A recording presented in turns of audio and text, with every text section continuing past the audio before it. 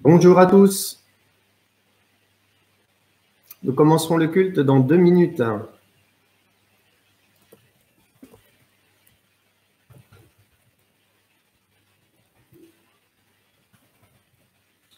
Chanterons 2 chants. Éveille-toi, mon âme.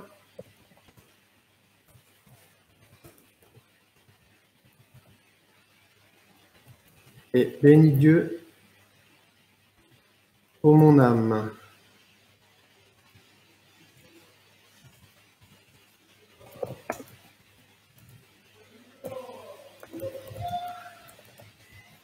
Jonathan! Punaise. Véronique?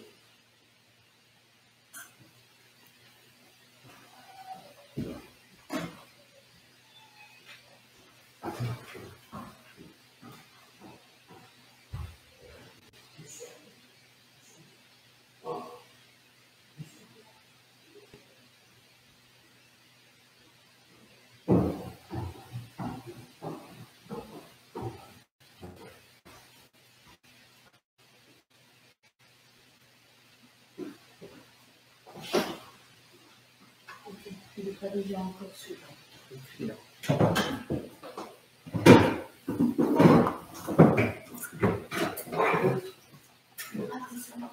Bonjour. Bonjour à chacun. Donc ce matin, pour notre culte, qui va commencer dans 1 minute, j'ai pensé que nous allons chanter quelques chants, si vous êtes d'accord. Et pour ceux qui connaissent, alors vous avez 2 possibilités, soit sur l'ordinateur, vous pouvez chercher les 2 chants que nous allons chanter ce matin, Éveille-toi mon âme, ou alors, ensuite nous allons chanter le chant Bénis Dieu, ô mon âme, d'accord?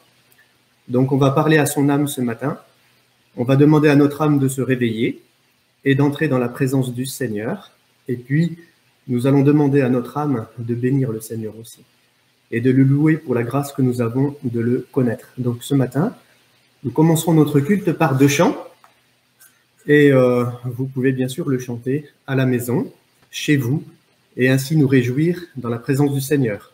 Bonjour à tous, et que Dieu vous bénisse à travers ces 2 chants que nous allons chanter. Le premier chant, c'est « Éveille-toi mon âme ». Amen. « Éveille-toi mon âme ».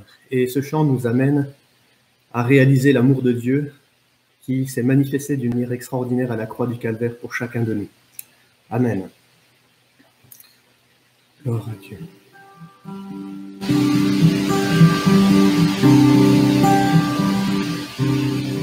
Éveille-toi, mon âme, éveille-toi, mon âme, voici l'aurore, sors du sommeil, éveille-toi. Éveille-toi, mon âme, éveille-toi, mon âme, après l'heure noire, prenez l'espoir, éveille-toi. Il a souffert, il s'est livré, sacrifié là sur le bois. Il s'est offert, il a payé, il t'a racheté, éveille-toi. Tu n'es plus seul, mon âme. Tu n'es plus seul, mon âme, toi qui étais nu, pauvre et aveugle, relève-toi. Tu n'es plus seul, mon âme, tu n'es plus seul, mon âme, toi qui étais nu, pauvre et aveugle, relève-toi. Il t'a aimé, mon âme, il t'a aimé, mon âme, le Dieu des merveilles, de toi ces merveilles, relève-toi. Son corps blessé et son cœur brisé, sa vie ôtée, donnée pour toi, le sang amer, la croix du calvaire, les larmes du Père versées pour toi. Hors des ténèbres, jaillit la lumière, tout est accompli, tu vis en moi. Le tombeau désert, la pierre est roulée, Christ ressuscité, tu vis en moi. Éveille-toi, éveille-toi, mon âme. La mort a perdu, il a vaincu, éveille-toi. Éveille-toi, mon âme. Éveille-toi, mon âme.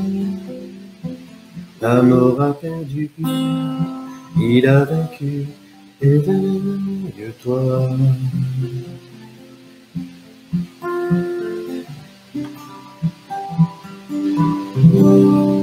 Amen. Et je vous invite à chanter un deuxième chant.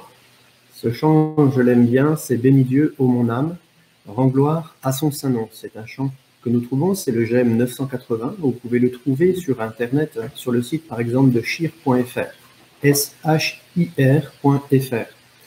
Et en tapant « Bénis Dieu, ô mon âme », eh bien, vous trouverez le chant que nous allons chanter ensemble.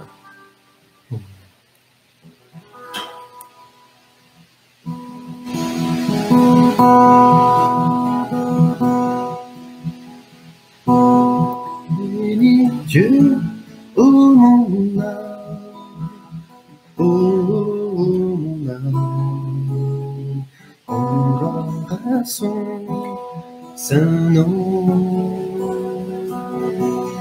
Oh, chante comme jamais, ô mon âme, rends gloire à son saint nom. Voici l'aube d'un nouveau jour, pour toi un chant doit s'élever devant ceux qui m'attendent et ceux qui pourraient arriver. Qu'à la fin du jour je te chante encore. Bénis Dieu, ô mon âme, ô mon âme, rends gloire à son saint nom. Oh, chante comme jamais, ô mon âme, rends gloire à son saint nom. Riche en bonté et lent à la colère, ton nom est grand et ton cœur est bon. Je ne cesserai de chanter tes bontés. J'ai des milliers de raisons pour louer. Bénis Dieu, ô mon âme, ô mon âme, rends gloire à son saint nom. Oh, chante comme jamais, ô mon âme, rends gloire à son saint nom. Un jour viendra, je n'aurai plus de forme. Mon heure venue, la fin sonnera. Pourtant, mon âme chantera tes louanges pendant des milliers d'années, oui, sans fin. Bénis Dieu, ô mon âme, ô mon âme, rends gloire à son saint nom. Oh, chante comme jamais, oh mon âme, rends gloire à son saint nom. Rends gloire à son saint nom.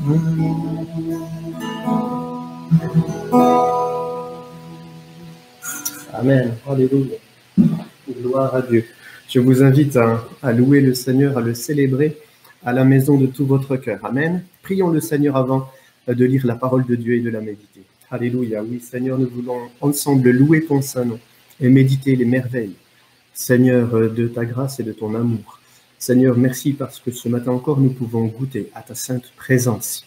Et ce matin, oui, nous voulons entrer dans cette proximité avec Dieu. Nous voulons entrer dans le sanctuaire de Dieu et bénir ton nom, Seigneur, pour toutes tes œuvres qui sont admirables.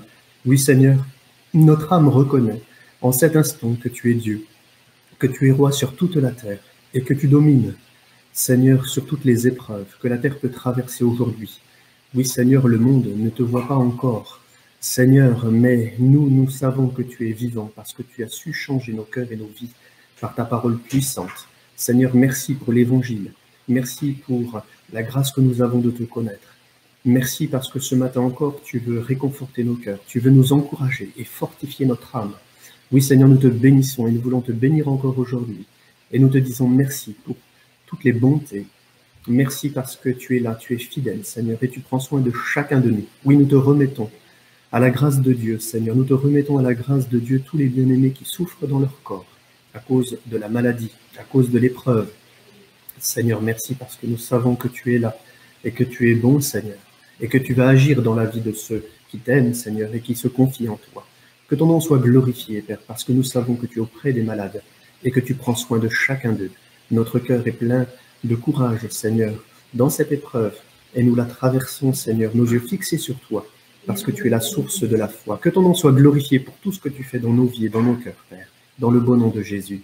Amen. Amen. Gloire à Dieu. Alléluia. Nous nous réjouissons en Jésus. Dieu est bon. Amen. En tout cas, je vous salue tous ceux qui nous ont rejoints en cette matinée. Merci Seigneur, parce que effectivement, grâce à la technologie, nous avons l'occasion de pouvoir nous rencontrer. Et je le répète, donc tous les dimanches à 11h, le mardi soir. Alors, de manière un peu plus spécifique, ce sont des études bibliques. On essaye d'approfondir la parole de Dieu. Et puis, nous aurons le jeudi soir, à 19h30 également, eh bien, notre rencontre de prière d'encouragement. Et ce matin, j'aimerais lire un passage de la Bible pour vous encourager à persévérer dans la foi, fixer vos regards sur Jésus et à entrer eh bien, dans la proximité de Dieu. Vous savez, la proximité de Dieu est quelque chose d'extraordinaire. Les hommes qui sont dans ce monde et qui font face à toutes les turpitudes de la vie, à toutes les difficultés de l'existence, ne peuvent se raccrocher à rien parce qu'ils n'ont pas d'espoir. Et la Bible dit d'une manière claire que malheur à l'homme qui se confie en l'homme, c'est-à-dire que l'homme ne peut pas de lui-même pourvoir à tous les besoins de son cœur. Ce cœur qui a tant besoin d'être rassuré dans l'épreuve, ce cœur qui a besoin de ressentir qu'il est aimé de Dieu et qu'il est protégé par Dieu. Et nous avons le privilège de connaître notre Père qui est dans le ciel. Et par Jésus-Christ, nous avons été réconciliés avec lui et nous pouvons goûter à sa sainte présence. Et Dieu nous attend. Et Dieu est là, il nous attend, il attend que nos cœurs s'ouvrent à lui. Il attend que nous puissions vraiment avoir une attitude de foi, une attitude de confiance, afin que véritablement eh bien, nos cœurs soient encouragés et fortifiés. Et Dieu veut répandre sa paix dans nos cœurs ce matin encore. Et nous croyons que la proximité de Dieu, c'est un privilège et une grâce qu'il nous accorde. Alors, comme nous le savons, nous vivons des temps où les épreuves se déchaînent contre le monde. Et la Bible dit que, de toute façon, plus le temps passe et plus, malheureusement, eh bien, le monde va connaître des épreuves difficiles parce que ce monde eh bien, s'éloigne inexorablement de Dieu. Vous savez, le problème premier de l'humanité, pardonnez-moi de le dire, mais ce n'est pas tant le coronavirus. Bien évidemment, c'est un problème, et il ne faut pas le minimiser parce qu'il engendre énormément de souffrance. Mais le plus grand problème de l'humanité, c'est le péché. C'est le fait d'être loin de Dieu. Et notre prière, c'est que, à travers l'épreuve que traverse le monde, eh bien, ce monde qui est tellement loin de Dieu et qui ne craint pas Dieu, qui n'aime pas le Seigneur, eh bien, ce monde puisse se rapprocher de lui et se poser les bonnes questions. Parce que si Dieu permet qu'il y ait autant de malheur dans le monde, c'est tout simplement pour que l'homme se rapproche de lui, pour que l'homme se pose les bonnes questions. Et il est vrai que dans le texte que nous allons lire, le psaume 46, que je vous invite à lire avec moi dans la Bible, eh bien, c'est un psaume qui nous parle d'un monde qui est véritablement, qui connaît véritablement des difficultés, des problèmes terribles. Regardez ce qui est écrit. C'est un chant qui a été rédigé pour le chef des chœurs et qui a été chanté au temple. Des descendants de Corée sur les halamot, qui sont des instruments de musique cantiques. Donc, psaume 46, verset 2. Dieu est notre refuge et notre force, un secours toujours offert dans le trouble. C'est pourquoi nous sommes sans crainte, lorsque la terre cède, lorsque la montagne tombe, lorsque les profondeurs des mers sont ébranlées et que les eaux se déchaînent en écumant, et que les montagnes tremblent à son agitation. Il y a un fleuve dont les cours d'eau réjouissent la ville de Dieu, la sainte demeure d'Elion, c'est-à-dire du Très-Haut. Dieu est dans la ville, elle ne sera pas ébranlée. Lorsque l'aube viendra, Dieu l'aidera. Les nations étaient dans l'agitation, les royaumes étaient ébranlés. Sa voix tonna et la terre fondit. L'Éternel des armées est avec nous, notre forteresse, le Dieu de Jacob. Venez et voyez les œuvres de l'Éternel, les œuvres stupéfiantes qu'il a faites sur la terre. Jusqu'aux extrémités de la terre, il fait cesser les guerres. Il casse l'arc, il brise la lance. Il brûle les boucliers au feu. Arrêtez et apprenez que je suis Dieu. Je règne en maître sur les nations, je règne en maître sur la terre. L'Éternel des armées est avec nous, notre forteresse, le Dieu de Jacob. Oui, dans ce texte biblique, il est question que le Dieu des armées, l'Éternel, eh bien, est avec nous. Il est notre forteresse, il est notre refuge au jour de la détresse. Vous remarquez que ce texte nous parle d'une terre qui est ébranlée, les montagnes qui tombent, les profondeurs des mers, les eaux qui se déchaînent. On en a parlé déjà un petit peu jeudi soir. Et ce que nous allons voir ce soir est comme une continuité de la méditation de jeudi soir. Et ici, dans la parole de Dieu, il est question d'un fleuve dont les cours d'eau réjouissent la ville de Dieu. Et nous connaissons tous un chant que nous chantions et que nous chantons parfois encore aujourd'hui. Il est un fleuve coulant du cœur de Dieu. Je vais y boire, son amour me remplit et sa victoire m'anime de l'esprit. Et dans ce psaume 48 que nous lisons, il est question non seulement au verset 8, l'Éternel des armées est avec nous, notre forteresse, le Dieu de Jacob. Et ensuite, au verset 12, il y a une répétition de cette parole de vérité, parce que c'est une parole qui est vraie pour nos âmes. C'est une parole qui est vraie pour chacun de nous. L'Éternel des armées est avec nous, notre forteresse, le Dieu de Jacob. Et nous bénissons le Seigneur, frères et sœurs. Pourquoi? Parce que nous avons droit de citer, nous, dans les lieux célestes. Et parce que Jésus-Christ s'est offert en sacrifice pour chacun de nous. Et donc nous avons un libre accès, nous le savons, au sanctuaire de Dieu. Nous pouvons entrer dans sa présence. Et c'est là, au cœur de sa présence. C'est là, dans la proximité de notre Dieu, de notre Père qui nous aime, et de son Fils Jésus, eh bien, qu'il existe ce fleuve qui coule du trône de la grâce de Dieu. Et ce fleuve est un fleuve qui peut nourrir notre âme. C'est un fleuve où Dieu nous invite à y boire, finalement à y trouver toutes les ressources dont nous avons besoin dans notre vie pour traverser les périodes difficiles de notre existence. Et c'est vrai que la proximité de Dieu, eh bien, nous pouvons y avoir accès tous les jours de notre vie, pas simplement le dimanche. mais finalement, à chaque instant, à chaque moment, eh bien, nous pouvons prendre ce temps pour nous réfugier dans ses bras, pour être au cœur de son amour, pour être au cœur de sa présence. Et la proximité de Dieu, nous avons plusieurs manières de l'envisager, forcément. Soit nous l'envisageons comme une obligation, c'est-à-dire quand tout va mal, il faut, c'est obligé. Ou alors, comme un plaisir. Seigneur, ce n'est pas pour moi quelque chose qui m'oblige à me forcer. Hein, ce n'est pas un effort que je dois faire, mais au contraire, c'est dans un esprit d'amour, parce que j'aime le Seigneur, et donc c'est un vrai plaisir pour moi d'être au cœur de sa présence et de prendre le temps pour lui. Et puis, la présence de Dieu, la proximité de Dieu, en tant que chrétien, est-ce un devoir? Est-ce que c'est le devoir du chrétien d'être près de Dieu? Ou est-ce que nous considérons la proximité de Dieu comme un privilège qui nous est accordé? Et je le crois, frères et sœurs, il est évident que être au pied du trône de la grâce de Dieu, être dans les bras du Père, être près du Père, c'est un immense privilège que nous avons. Et c'est bien sûr davantage un plaisir qu'une obligation. Vous savez qu'à travers l'épisode du coronavirus, il nous était d'abord recommandé de rester à la maison. Et malheureusement, tous ceux qui ont entendu les recommandations qui nous ont été données ont malheureusement constaté que ces recommandations n'ont pas toujours été suivies d'effets concrets. Et maintenant, on s'aperçoit que le confinement devient obligatoire. Là, c'est une obligation de rester à la maison.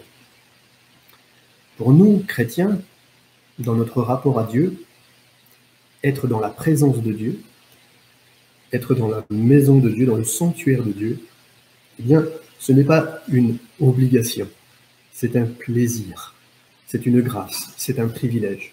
Peut-être vous direz, le pasteur se répète un peu, oui, mais il est nécessaire parfois de rappeler à notre âme que c'est un privilège que nous avons de connaître le Seigneur.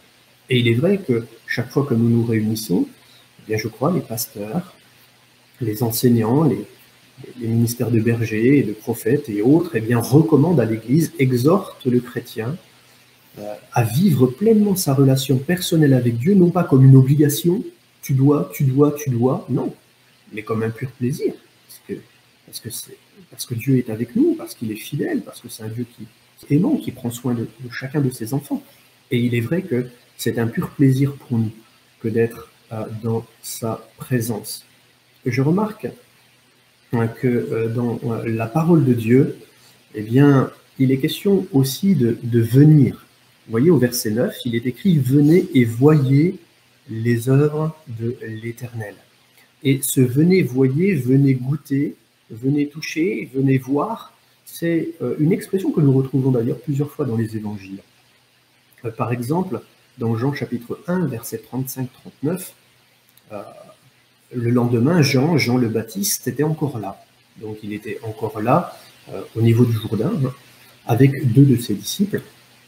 Et ayant regardé Jésus qui passait, il dit « Voilà l'agneau de Dieu ». Les 2 disciples l'entendirent prononcer ces paroles, et ils suivirent Jésus. Verset 38, Jésus se retourna, et voyant qu'ils le suivaient, il leur dit « Que cherchez-vous » On pourrait aussi aujourd'hui se laisser pénétrer par cette question que Jésus pose, et nous pose aussi à nous, qui le suivons chaque jour. Et Jésus nous pose cette question, que cherchons-nous? Que cherchons-nous? Qu'est-ce que nous cherchons à travers sa proximité, sa présence? Qu'est-ce que nous cherchons? Ils lui répondirent, Rabbi, où demeures-tu? Où habites-tu? C'est-à-dire qu'ils cherchaient à savoir où Jésus habitait. Alors pour nous, c'est simple aujourd'hui, parce que nous savons où Jésus habite. Il habite dans la présence de son Père, il est au ciel, à la droite du trône de Dieu. Et à la fois, par son esprit, il habite aussi dans nos cœurs. Il habite au milieu de nous. Et Jésus leur dit, venez et voyez. Dans le texte que nous avons lu, au verset 9, il est écrit, venez et voyez les œuvres de l'Éternel. Et qu'est-ce que vont faire ces disciples? Ils allèrent. Ils suivirent. Et ils virent, c'est-à-dire ils vont découvrir où Jésus demeurait. Et moi, je crois que Dieu veut nous inviter, en tant que disciples, à voir où il demeure. Il demeure dans la présence de son Père. Il est assis à la droite de Dieu le Père. Et nous savons que Dieu le Père a toute autorité. Il est Dieu, il est l'Éternel des armées. Il est celui qui a créé le ciel et la terre. Il est celui qui nous a créés. Il est celui qui a formé des projets pour chacun de nous. Il est celui qui a un projet pour l'humanité et qui le met en œuvre chaque jour. Certes, nous ne voyons pas toujours là, parfois même, pardonnez-moi l'expression, mais la cohérence des œuvres de Dieu, comment Dieu agit, on ne le comprend pas toujours. Mais il n'empêche qu'au-delà de notre compréhension, de nos raisonnements, de notre capacité à percevoir Dieu dans l'histoire, Dieu agit, il est le maître de l'histoire. Et toutes choses aboutiront comme il l'a défini, et Jésus un jour viendra régner sur cette terre. Et la Bible dit, à propos des disciples, eh bien qu'ils virent où il demeurait. Ils ont vu, ils ont découvert où Jésus demeurait. Et moi, je crois que nous sommes invités à découvrir la proximité de notre Père à travers l'amour de Dieu, à travers le sanctuaire de Dieu. La Bible dit que le voile s'est déchiré et nous avons un libre accès au trône de la grâce de Dieu. Et c'est un trône, c'est le trône de la grâce. C'est le trône où là, nous sommes au bénéfice de son action, une action bienfaisante dans nos cœurs et dans nos vies, une action apaisante, une action calmante, une action où véritablement Dieu va déverser dans nos cœurs, parce qu'il est question ici d'un fleuve dont les cours d'eau réjouissent la vie de Dieu. Il y a quelque chose qui réjouit le cœur de l'homme lorsqu'il s'approche de Dieu, parce que le Saint-Esprit agit en lui et au-delà de toutes ses peurs et ses craintes, va inonder son âme afin que toutes ces réalités humaines soient anéanties, toutes ces réalités qui pourraient l'amener dans la crainte, dans la peur, dans l'angoisse, eh bien toutes ces réalités sont anéanties par la puissance du Saint-Esprit, parce que va découler en nous, va couler en nous ce fleuve de grâce, d'amour et de bonté de notre Dieu. Oui, nous devons choisir, et c'est un choix. Le choix d'aimer, vous savez, aimer c'est un choix. Et dans la Bible, nous le savons, les deux plus grands commandements, c'est d'aimer Dieu de tout notre cœur, de toute notre âme et de toute notre force. Et aimer, c'est un choix. Dieu a fait le choix. Il a tant aimé le monde qu'il a donné. Il a fait le choix d'un don par amour pour le monde. Et nous avons fait aussi le choix de donner notre cœur à Dieu, parce que nous avons compris son amour pour nous. Et nous avons également choisi de l'aimer en retour. Et choisir d'aimer Dieu, c'est aussi choisir d'habiter dans la maison du Seigneur, c'est choisir la proximité de Dieu jour après jour. C'est prendre le temps de venir dans sa présence, afin d'être ressourcé. Parce que tous les bienfaits de Dieu, elles nous sont accordées que dans la mesure où je suis dans sa proximité, dans sa mesure où je suis auprès de lui. Regardez ce que le psalmiste dira dans le psaume 84, verset 11. « Mieux vaut un jour dans tes parvis que 1000 ailleurs. Je préfère me tenir sur le seuil de la maison de mon Dieu plutôt que d'habiter sous les tentes de la méchanceté. Mieux vaut un jour. Je préfère. » Il fait un choix qui est déterminé parce qu'il sait. Et la foi, elle nous parle de ce savoir. Nous savons que, eh bien, tout ce qui manque à notre âme, lorsque nous sommes dans l'angoisse, lorsque nous sommes dans les doutes, dans les questions, lorsque, oui, nous sommes troublés parfois, eh bien, toutes les réponses aux questions de nos cœurs, qui sont légitimes, eh bien, nous allons trouver ces réponses à ces questions dans la présence du Seigneur. Et ici, eh bien, le psalmiste dira « Mieux vaut un jour dans tes parvis. Le meilleur est auprès de lui, mes frères et mes sœurs. » C'est pas ailleurs, c'est pas en regardant la télé que je vais ressourcer mon âme. Ce n'est pas en jouant au ping-pong que je vais apaiser mon cœur. Non, mais c'est au cœur de sa présence. C'est par la puissance du Saint-Esprit que là, mon âme va être restaurée, que mon âme va être renouvelée, que mon âme va être transformée. Et combien notre âme a besoin de l'action puissante de Dieu, surtout lorsque nous traversons les temps de détresse. Le psalmiste écrira aussi au psaume 65, verset 5, « Heureux celui que tu choisis et que tu admets en ta présence, pour qu'il habite dans tes parvis. Nous nous rassasierons du bonheur de ta maison de la sainteté de ton temple. Un autre psaume, psaume 73, verset 25, « Quel autre ai-je au ciel que toi? Et sur la terre, je ne prends plaisir qu'en toi. » Frères et sœurs, nous avons besoin du Seigneur. Nous avons besoin du Seigneur pour être heureux, pour être épanouis, même dans ces temps de malheur que nous pouvons traverser. C'est pour ça que le psalmiste dira, « Pour moi, m'approcher de Dieu, c'est mon plus grand bien. Je place mon refuge dans le Seigneur, l'Éternel, afin de raconter toutes tes œuvres. » Parce que c'est vrai que lorsque nous plaçons notre refuge en lui, alors Dieu agit. Il agit dans notre cœur. Et alors qu'il y avait peut-être de la tempête dans mes pensées, qui étaient agitées au-dedans de moi, dans tous les troubles que cela suscitait, eh bien, par la grâce de Dieu, les œuvres du Saint-Esprit agissent en moi. Et ensuite, je peux témoigner que lorsque j'ai traversé l'épisode de la maladie, lorsque j'ai traversé l'épisode du chômage, lorsque j'ai traversé l'épisode de la solitude, du désespoir, des angoisses, de toutes sortes de réalités, de l'oppression, eh bien, je peux témoigner que les œuvres de Dieu sont magnifiques et merveilleuses, parce qu'elles me conduisent à la délivrance, elles me conduisent à la guérison, elles me conduisent à la consolation. Dieu a le pouvoir de changer le mal en bien. Mais pour être au bénéfice de son action, il faut nous approcher de lui. C'est pour ça qu'il est écrit « Approchez-vous de moi et je m'approcherai de vous ». On pourrait considérer le plaisir d'être dans sa présence en le comparant, pardonnez-moi de le faire ainsi, mais au plaisir de manger. Vous savez qu'il y a un proverbe qui existe, l'appétit vient en mangeant. Plus on mange, plus on a de l'appétit. Mais les enfants, vous voyez, parfois, pour aimer un aliment, c'est compliqué.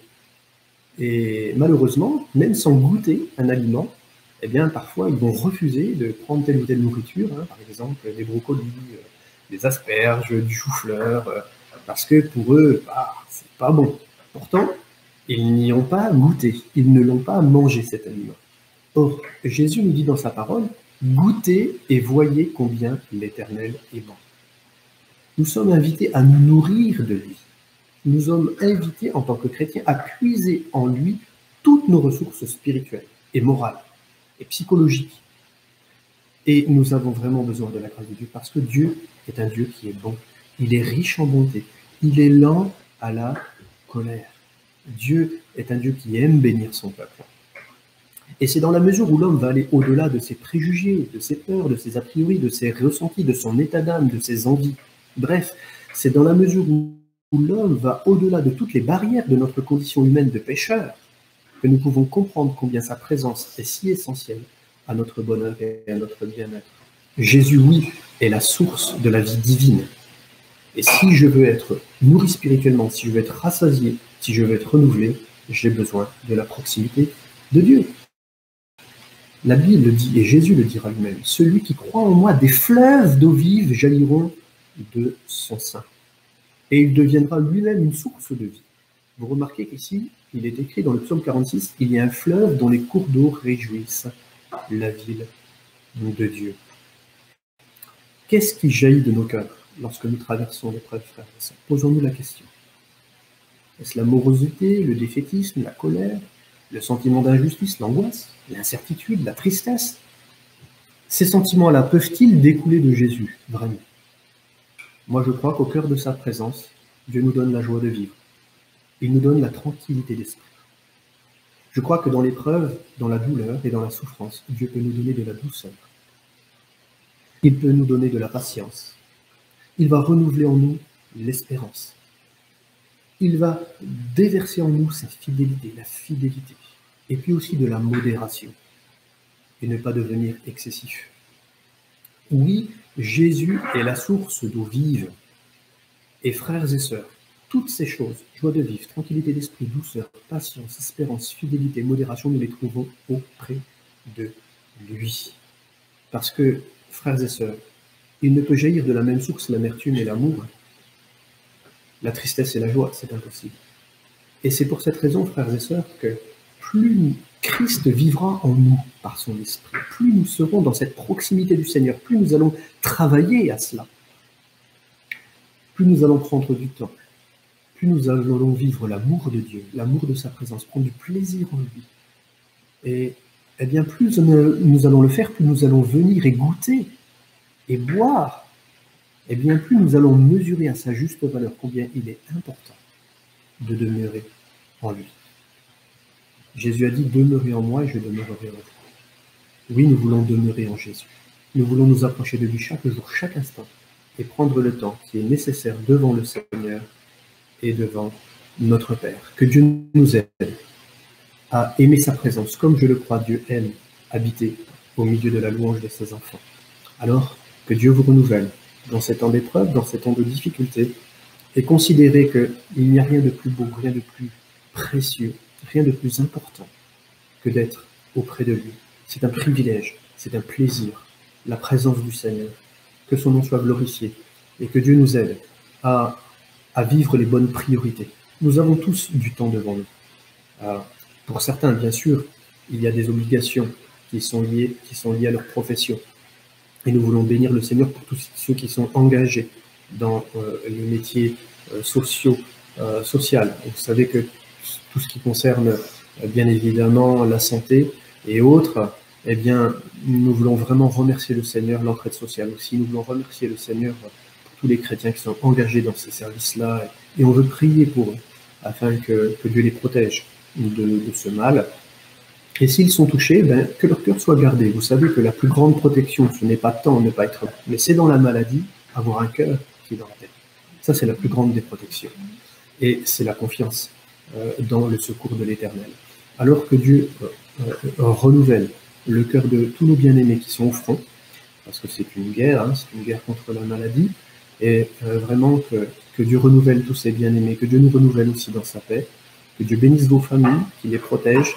On prie les uns pour les autres, c'est important, nous le savons, au milieu de l'Église, il y a de nombreux malades, et même si nous ne citons pas leur nom en direct, bien évidemment, à travers les mails que nous vous envoyons, vous avez l'occasion de connaître les différentes situations et de prier ainsi les uns pour les autres. Nous voulons vraiment nous réjouir de la grâce que nous avons de le connaître. Vraiment, bénissons le Seigneur. Nous avons un secours et un appui qui ne manquent jamais dans la détresse. C'est pourquoi nous sommes sans crainte quand nos cœurs sont bouleversés. Que le nom du Seigneur soit béni et qu'il vous protège. Amen.